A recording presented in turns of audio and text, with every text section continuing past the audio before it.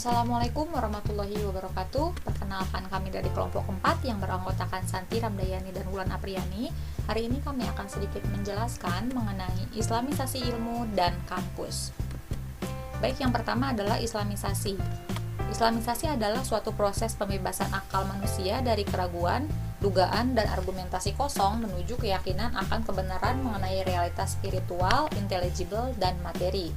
Singkatnya, islamisasi berarti proses pengislaman. Lalu selanjutnya, islamisasi ilmu.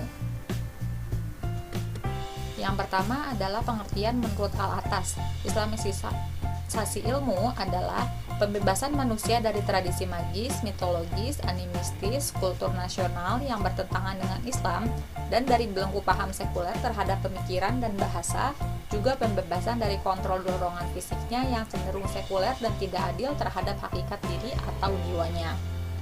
Dengan islamisasi ilmu, umat Islam akan terbebaskan dari belenggu hal-hal yang bertentangan dengan Islam, sehingga timbul keharmonisan dan kedamaian dalam dirinya, sesuai dengan fitrahnya.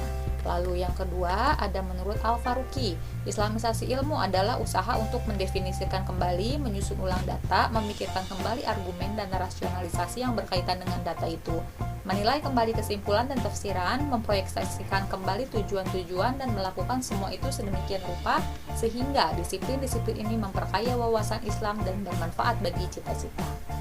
Dengan demikian, islamisasi ilmu dimaksudkan sebagai upaya untuk memaksimalkan kemampuan akal, pemikiran, dan metode-metode Islam untuk merespon kebutuhan umat Islam dan tantangannya, kemudian memberikan potensi, bekal pemikiran, perspektif, metode pemikiran, dan budaya yang seharusnya untuk mensukseskan perjalanan serius membangun sistem-sistem ilmu pengetahuan.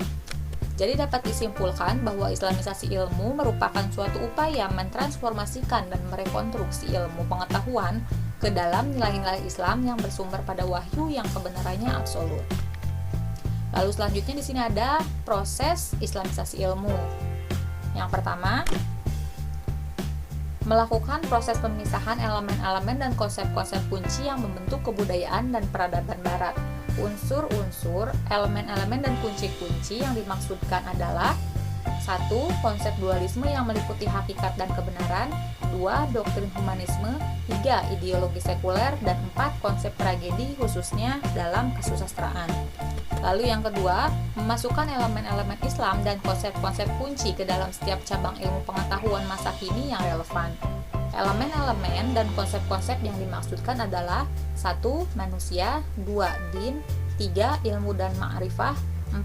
Hikmah, 5. Adil, 6. Amal adab, dan 7. Konsep universitas kuliah jamiah, mengambil unsur-unsur dan konsep-konsep asing tersebut. Semua unsur dan konsep ini hendaklah ditambah kepada konsep tauhid, syariah, sirah, sunnah, dan tarik. Lalu selanjutnya adalah kampus. Kampus adalah lingkungan atau kompleks gedung perguruan tinggi, institusi, universitas, dan lain-lain. Tempat di mana semua kegiatan akademis berlangsung. Lalu, islamisasi kampus. Islamisasi kampus ini bertujuan agar perguruan tinggi agama Islam bisa melahirkan intelektual muslim yang mampu melahirkan konsep-konsep Islami yang aplikatif dalam masyarakat Islam yang hidup di era globalisasi sekarang ini. Di sini ada aplikasi islamisasi ilmu. Karena islamisasi ilmu bertujuan untuk mencetak sarjana muslim yang bertakwa, berprestasi, berakhlak mulia, serta setia kepada Pancasila dan Undang-Undang Dasar 1445, maka hendaklah mahasiswa memiliki moral-moral sebagai berikut. 1. Mengutamakan kesucian jiwa dan sikap dan sifat yang tercela. Hal ini sangat penting sebab merupakan ibadah hati dan merupakan pendekatan batin kepada Allah Subhanahu wa taala. Kedua, mengurangi hal-hal keduniaan dan menjauhkan diri dari keluarga dan tanah air. Di sini dimaksudkan agar mahasiswa dapat berkonsentrasi dalam studi. Ketiga, menghindarkan diri dari sikap sombong dan merendahkan diri kepada guru, termasuk di dalamnya keinginan belajar kepada guru-guru yang termasyhur dan terkenal. Karena hikmah atau ilmu adalah benda hilang orang-orang mukmin. Ia harus mencari dan mendapatkannya dari siapa saja, sebab ilmu diberikan kepada siapa saja. Keempat, bagi yang baru memasuki wilayah kajian keilmuan, hendaknya menghindarkan diri dari perdebatan pendapat, tentang suatu disiplin ilmu, baik ilmu dunia maupun ilmu akhirat. Kelima, menerapkan prinsip belajar seumur hidup. Selanjutnya, keenam, mampu membuat skala prioritas tentang disiplin ilmu yang akan dipelajarinya. 7. Menghindarkan diri dari menekuni disiplin ilmu yang baru sebelum ia menguasai disiplin ilmu yang dipelajari sebelumnya. 8.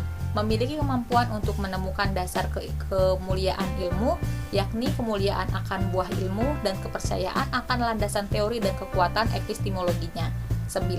Menanamkan niat yang kuat untuk mencapai keridhaan Allah Subhanahu wa Ta'ala dalam menuntut ilmu dan menghiasi batinnya dengan keutamaan-keutamaan.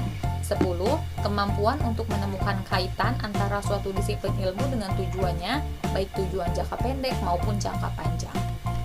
Lalu, selanjutnya, aplikasi islamisasi ilmu di kampus harus mengacu pada pelaksanaan Tridharma perguruan tinggi. Dari segi keislaman, yakni menempatkan agama sebagai model penggerak pembangunan nasional, maka mahasiswa harus memiliki sifat-sifat sebagai berikut. 1. Takwa dan tawakal kepada Allah Subhanahu wa Ta'ala. 2. Sadar dan menghayati nilai-nilai Islam. 3. Percaya diri dan menghargai orang lain. 4. Terbuka terhadap ide dan gagasan baru. 5. Berorientasi pada masa depan bangsa dan umat.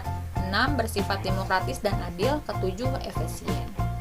Baik, terima kasih. Itu sedikit tentang islamisasi ilmu dan kampus. Terima kasih atas perhatiannya. Assalamualaikum warahmatullahi wabarakatuh.